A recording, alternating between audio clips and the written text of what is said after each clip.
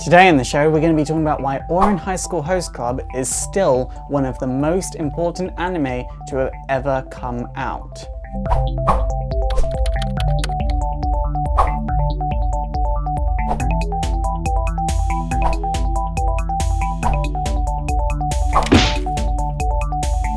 So Ouran High School Host Club has been out for over 10 years now, if you take into account the manga. And I was rereading it and rewatching it today, and I still feel like it's really underappreciated. I'll admit, when the English dub came to the West, it had a huge following, like more so than any English dub of a shoujo anime had before that, not including like Sailor Moon. I'm talking like pure reverse harem, happy fun time shoujo feeling anime. And it was kind of interesting to see that because I've been a follower of that genre for most of my life. I absolutely love that genre. And for me to see the one that was a breakdown of the genre get that much attention was kind of interesting, but also kind of expected because Ouran was very well written. But now I'm rewatching the series as an adult, I'm sort of realizing things about the series that make it genius that I didn't realize before growing up. And I feel like these things aren't talked about enough. First off, every single type of relationship you could imagine is reflected in this series. This is incredibly rare for a reverse harem anime or any anime in general. While it is normal for an anime to have implied homosexual relationships, it never quite goes right out there and says, these are the gay characters. In Ouran High School Host Club, while they were kind of like the bad guys, you did have a club full of lesbians. You had the Zuka Club. There's also like the incestual relationship that was going on between Hikaru and Karu, although that was just kind of like queer baiting, but for straight girls. It was a weird situation. Then of course there's the reverse harem aspect about like how all the boys in the host club kind of like Haruhi, but not so much as Tamaki, so they kind of let Tamaki go for it, even though some of them do resent that a little bit, meaning Kyoya. But to see that, you kind of have to read between the lines, and it's a whole thing. But not only is every type of relationship you could imagine in this series, there are a lot of genders explored in this series. By that I do mean like non-binary gendered, because while there are cisgendered people,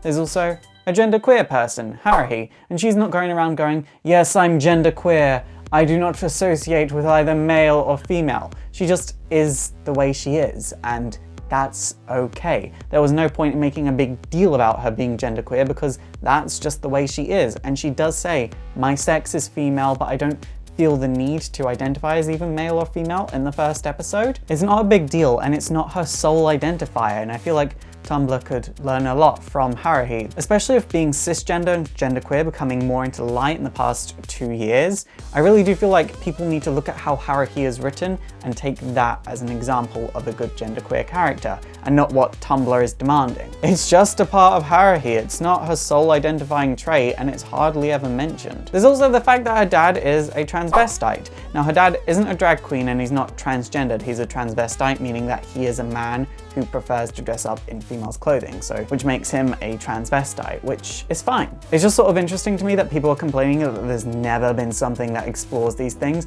when Ouran did it about 10 years ago now. So people do need to get off their high horse and take a step back and look at older media, because it's all been done before. There is stuff there. Honestly, the way the series is done sort of reminds me of Revolutionary Girl Utena. Now, Revolutionary Girl Utena had a lot of the same stuff, a lot of the same themes, a lot of the same issues, a lot of exploration of sexuality, self-identity, and so on. But Utena did it sort of more in a abstract kind of way, whereas Ouran is very, very blunt about everything. Now, I've read the manga multiple times from start to finish, and I've watched the anime multiple times from start to finish, the English dub and the Japanese, but I will say the Japanese is better because there's a lot lost in translation in the English dub. Also, speaking as a person who grew up gay, and I knew I was gay from like the age of 5, I knew I liked boys, but I didn't really understand it. So to see it represented in something like Ouran, when I was still like, you know, in early teens, really did help me out a lot. So I do feel like representation is important. It should be in more media. It's not in nearly enough. But for me to have it there was so important. So I like that there was one season and that was one solid anchor of representation that I could use to find my own identity. Also, it's great that Haruhi is genderqueer because even though she is physically a girl and ends up with Tamaki in the end, anyone can identify with her. Doesn't matter whether your sex is male or female, or your gender is whatever there is in between. You can identify with Haruhi.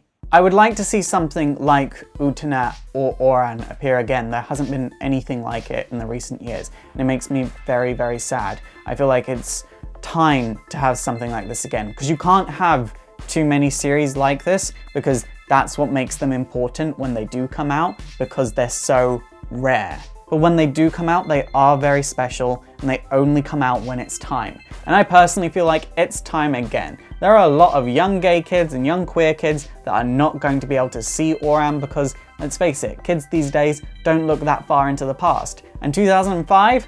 The kids that were born in 2005 are turning 11 this year, which is weird.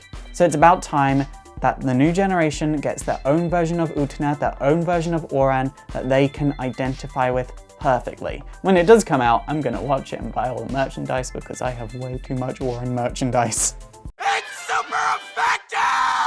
Okay guys, that is it for today. So what do you think of the importance of Ouran? And do you want to see more sort of like unscripted, ranty videos like this? Because this was unscripted, it is a topic I've been thinking about for a few days, but do you want to see more videos like this that aren't a part of a series?